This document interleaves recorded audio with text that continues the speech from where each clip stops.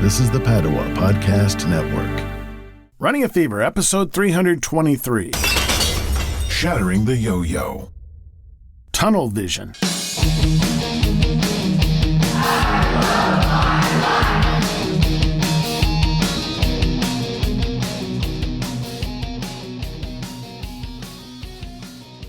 Previously on Running a Fever.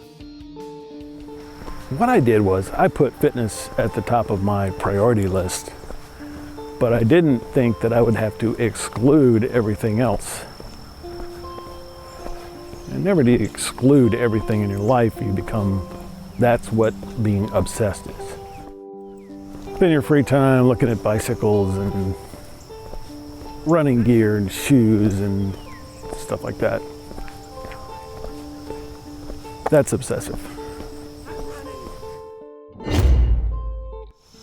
Been through it plenty of times. You can't look at it like that. It's not a tunnel. Nothing else around. It's a trail.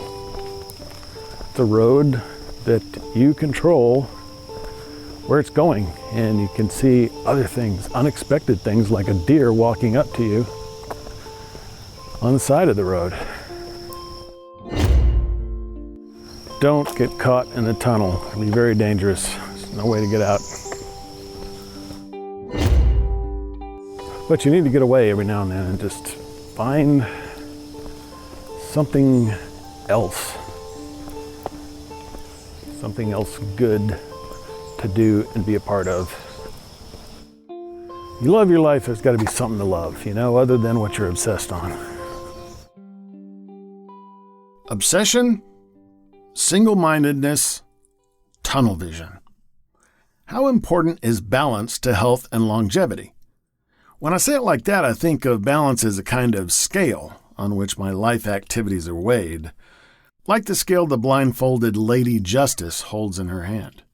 In the corporate world, work-life balance is a buzzword these days.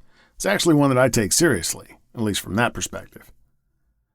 Physical balance, according to Harvard Health, requires the coordination of several parts of the body: the central nervous system, inner ear, muscles, bones, and joints. But what is balance? It is simply the ability to stay upright.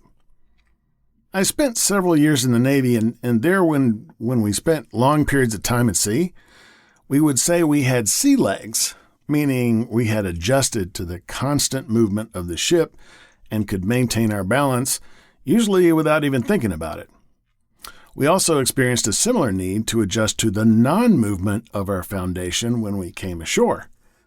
You might call that land legs, when we had to adjust to the lack of movement. Maintaining balance in different environments requires adaptation, the concept we discussed in the last episode. In the middle of 2018, I had made physical fitness a priority, and I was concerned that I might be neglecting other parts of my life. Indeed, from time to time, priorities change, tactically if not strategically. So currently, I am spending a good portion of my nights and weekends training for an upcoming certification test that's important to my career. Once that is done, I hope to make work a lower priority.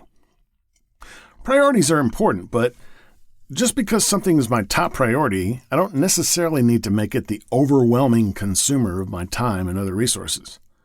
When I have a decision to make, that is when priorities come into play. Priorities make decisions easier when I can associate the different options with things I've already prioritized. What happens when I go against my priorities? When my actions betray my intentions? It's a problem. The ideal state is one of integrity. Integrity can be defined as wholeness, completeness, adherence to a code. That code, in this case, is my list of priorities. If I have perfect integrity, my actions align perfectly with my priorities.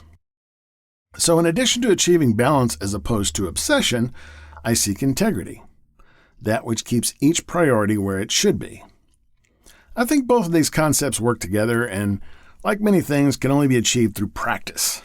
My task for myself today, to achieve my goal of living a long, healthy, happy, and active life right up to the very end, is to keep integrity foremost in my mind. Priorities being set, That is what will get me to my goal. So I hope you liked this episode. If you got the fever, keep it. If you don't, catch it. And I will talk to you next time on Running a Fever.